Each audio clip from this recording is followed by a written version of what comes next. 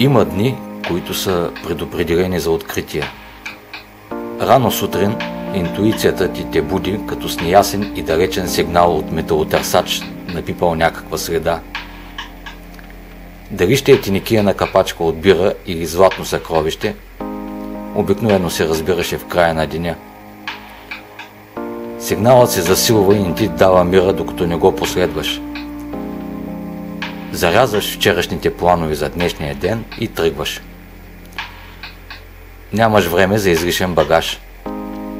Само необходимото снаряжение. Точният обектив, точната скорост, точният калибър светлинен лъч.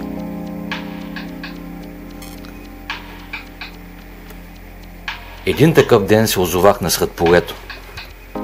Странно, защото досега интуицията ме е отвеждала обикновенно на брега на морето.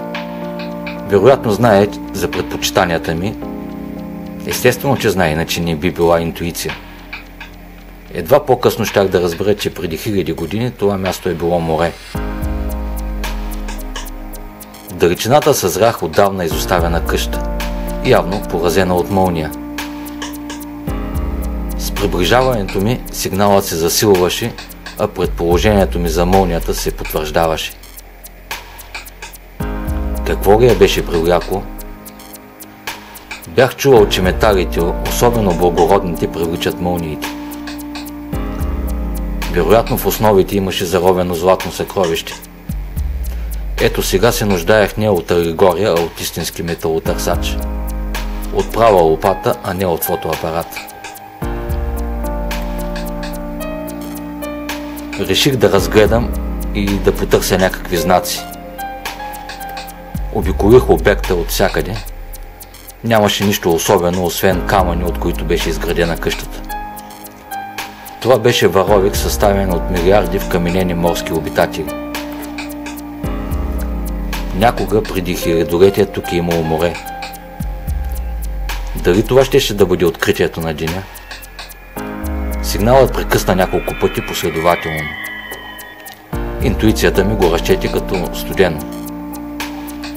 Имаше още нещо. Щях да се върна с истинска лопата.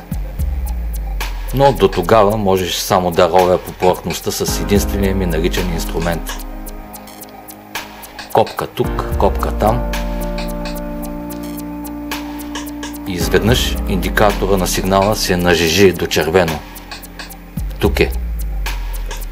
Започнах да зумирам с моята лопата. По-близо и по-близо и все по-близо. Микроорганизмите започнаха да придобиват индивидуалност. Това е. Един от фосилите беше абсолютна проекция на златното сечение. Златното сечение беше привлякло мълнията. Съвършената пропорция беше предизвикала Божия гняв или Божия знак.